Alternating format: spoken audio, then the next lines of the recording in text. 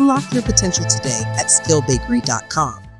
So in previous one, we saw how to configure our OpenAI setup in a Node.js project.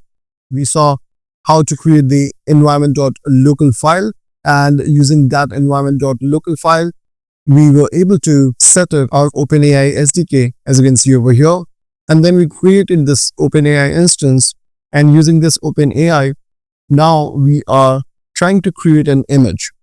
So before we basically integrate it with our application, we will be giving it a try right over here.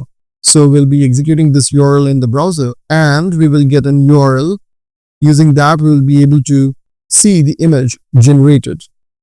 Now, here you'll notice that we have three things: prompt, then n, which is set to 1, that is basically the number of images that we want to generate, and then we have size. Now size is predefined, so here we have 512 cross 512. There are some other options as well, which I'll just show you in a bit. And over here we are getting the first image from the result set. We're taking the URL of it, and that is what we are displaying. So now if I go ahead and run this in browser, over here you can see that when I'm executing it, this is the image URL that gets generated. If I just go ahead and say pretty print, so this is the image that has been generated.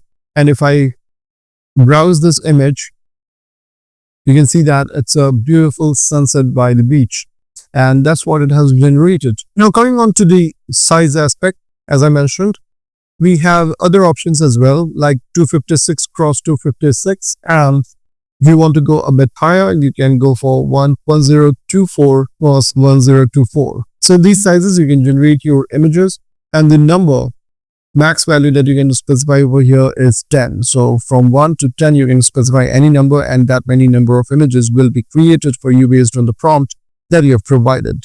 If you find the video helpful, don't forget to like and subscribe.